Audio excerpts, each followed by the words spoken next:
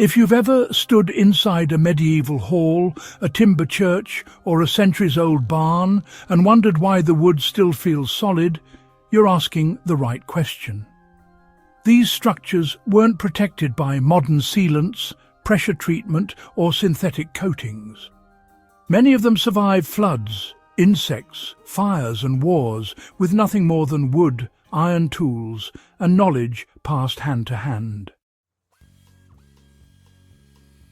What most people don't realize is that medieval builders didn't just cut trees and stack beams. They followed a precise timber technique recorded in scattered manuscripts, guild notes, and marginal scribbles that modern construction quietly abandoned. Once you understand it, you start to see why modern timber often fails in decades, while medieval wood endured for centuries. This isn't romantic nostalgia. It's engineering discipline, biological understanding and patience, all rolled into one method that today's fast-building world simply doesn't tolerate. The lost technique was not about wood choice, but about wood timing. You know, medieval manuscripts rarely obsess over species the way modern guides do. Oak, ash, elm and pine all appear regularly, but what mattered more was when the tree was cut and how it was handled immediately afterward.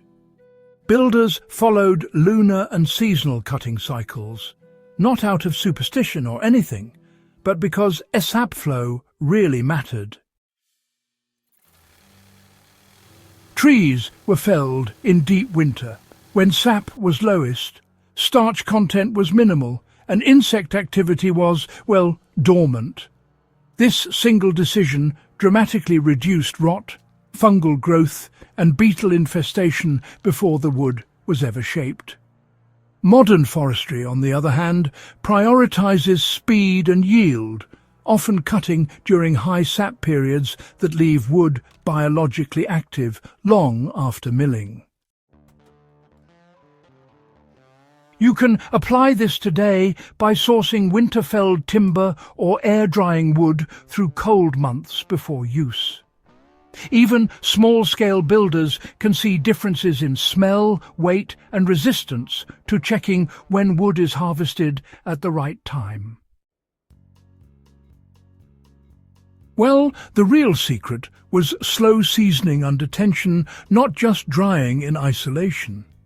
Most medieval manuscripts mention seasoning, but not in the way modern builders think of it, you see. Timber wasn't stacked randomly and left alone. Instead, beams were actually seasoned while partially loaded or constrained. Builders stored long timbers horizontally with controlled weight, or sometimes wedged them into temporary frames.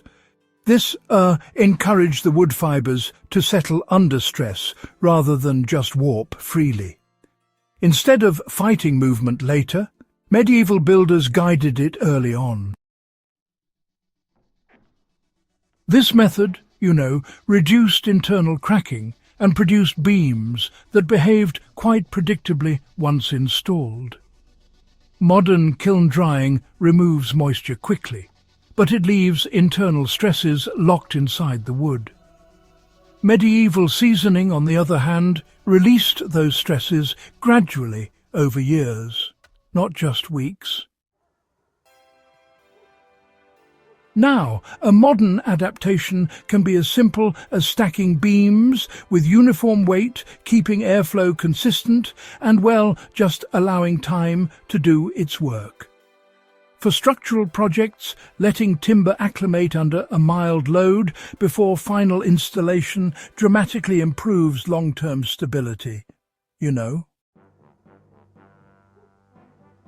Medieval joinery, interestingly enough, worked with wood movement instead of resisting it. Old manuscripts show joinery details that, to modern eyes, might look oversized, or perhaps even excessive. Mortise and tenon joints were intentionally loose in specific directions and tight in others. Peg holes were offset so that joints tightened themselves as the wood dried and settled. This wasn't crude craftsmanship, not at all. It was a deep understanding of anisotropic movement, even if medieval builders didn't use the word. Because the timber was allowed to move, it didn't split.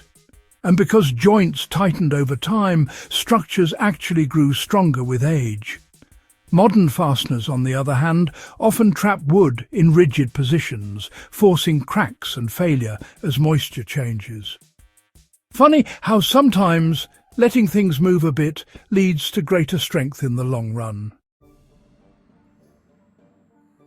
If you build with timber today, drilling offset pegs, avoiding over-tight metal fasteners and designing joints that anticipate movement will dramatically increase lifespan without chemicals or coatings.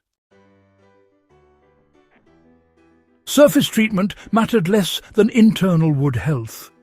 Contrary to popular belief, medieval builders didn't rely heavily on surface coatings.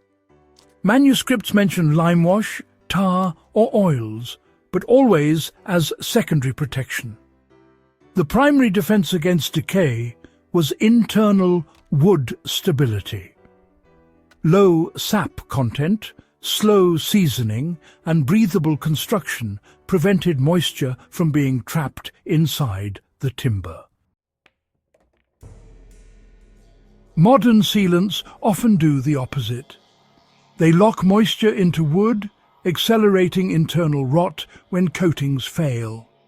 Medieval buildings breathed. Water entered, exited, and never stayed long enough to cause damage. So, a practical takeaway here is to favour breathable finishes, proper roof overhangs, and, well, good airflow instead of relying on thick modern sealants. Honestly, keeping wood dry through clever design beats chemical protection every single time. Why did this knowledge disappear as speed replaced skill? Well, after the medieval period, timber construction really began to scale up rapidly. Naval expansion, industrialization, and, urban growth all demanded much faster building cycles.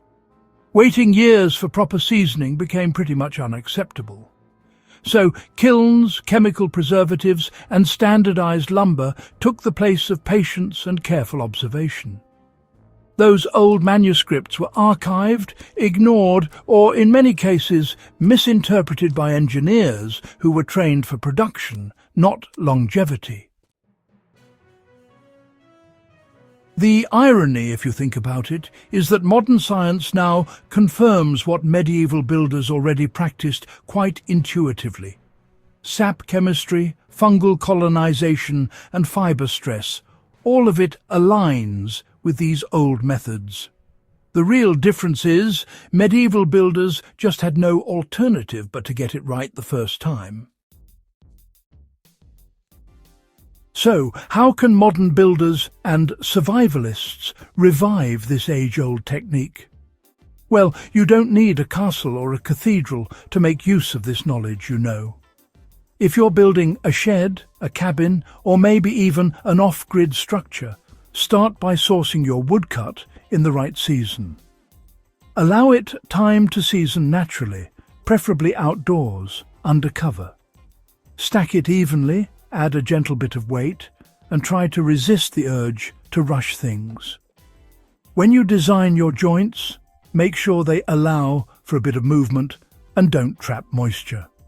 It's really more important to focus on airflow, drainage and protection from direct rain, rather than sealing your wood up in plastic layers.